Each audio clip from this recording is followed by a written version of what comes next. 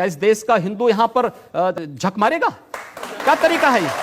इस देश का प्रधानमंत्री सांप्रदायिक आधार पर विभाजित कर रहा है। हमने तो नहीं बांटा सांप्रदायिक आधार पर। सांप्रदायिक आधार पर आप घोषणा करते हैं कि इस देश में कब्रिस्तान के लिए आप बजट का प्रावधान करते हैं। उत्तर प्रदेश में लोग बिजली के लिए मर रहे हैं, सड़कें खराब हैं, बुनियादी सुविधाओं के अभाव में, स्वास्थ्य सुविधा के अभाव में लोग मर रहे हैं, लेकिन वहां पर उनके लिए वो सुविधाएं नहीं, लेकिन कब्रिस्तान के लिए 300 करोड़ रुपए हर साल आवंटित हो जाएंगे। क्या तरीका है? तो अब हम लोग नहीं आवंटित। अच्छा, आप बताइए क्या तरीका है? आपकी सरकार है, अब आप सिर्फ हिंदुओं की भलाई करेंगे? नहीं, सारी सिर्फ हिंदुओं। मैं कह रहा हूं, हम जाति, मजहब या धर्म के आधार पर भेदभाव किसी का नहीं करेंगे, लेकिन तुष्टीकरण भी किसी का नहीं करेंगे। तुष्टीकरण भी किसी का नहीं करेंगे। इस देश के नागरिक के रूप में जिसको रहना होगा, भारत के संविधान को मान करके चले, भारत की परंपरा पर विश्वास करे, भारत के महापुरुषों को सम्मान दें, सबका स्वागत होगा। लेकिन अगर भारत के अंदर रह करके यह नहीं चलेगा कि तन भारत में और मन पाकिस्तान में, यह चलेगा तो हम लोग इसको नहीं स्वीकार कर पाएंगे, कतई नहीं स्वीकार करेंगे। आपने उन साथियों से सहमत हैं जो ये कहते हैं कि अब नरेंद्र मोदी प्रधानमंत्री बन गए हैं, उनका विरोध करने वालों की जगह पाकिस्तान में है?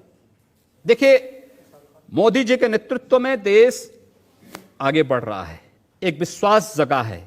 10 वर्ष के बाद देश की जनता को विश्वास हुआ है कि यहां देश के अंदर कोई प्रधानमंत्री है। 10 वर्ष के अंदर देश के अंदर 10 वर्ष के बाद एक पहली बार आभास हो रहा है, देश में आंतरिक सुरक्षा सुदृढ़ हुई है, देश विकास के पथ पर अग्रसर हो रहा है। हम चाहते हैं सब लोग इसको फॉलो करें, इस दिशा में आगे बढ़ें। एक रचनात्मक आपकी बात को फॉलो करें या नरेंद्र मोदी की बात को फॉलो करें? मोदी जी के उस अभियान को आगे बढ़ाएं जो विकास की सोच है। मोदी जी कहते हैं सबका विकास सबका साथ, सबका साथ सबका विकास की। आप कहते हैं एक मारोगे मैं 10 मारूंगा। मैंने कहा है कि अगर एक को मारोगे तो फिर भाई उसका तो ये होगा ही, अगर आप मारेंगे तो ये उम्मीद मत करिए कि आप सुरक्षित रहेंगे।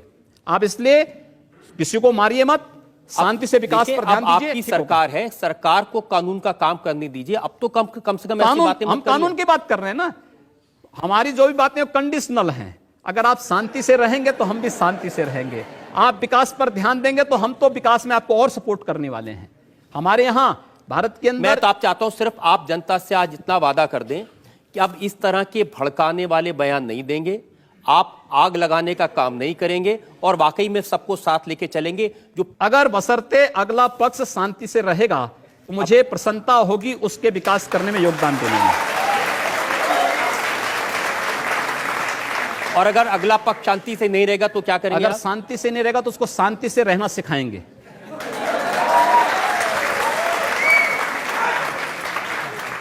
बंदूक के दम पर, मार के दम पर, जो जिस भाषा को समझेगा उस भाषा से समझाएंगे। और अगर दूसरे लोगों ने भी इसी तरह की भाषा का इस्तेमाल किया तब क्या करेंगे आप? मैंने कहा ना, जो जिस भाषा को समझेगा उस भाषा में जवाब देंगे। आपको भी तो कोई जवाब दे सकता है। दे रहे हैं, जवाब दे रहे हैं, हम उसका जवाब देते हैं। जो जैसा जवाब देता है उसको उसी जवाब मिलता है। मैं उम्मीद करूं कि जैसा आप जवाब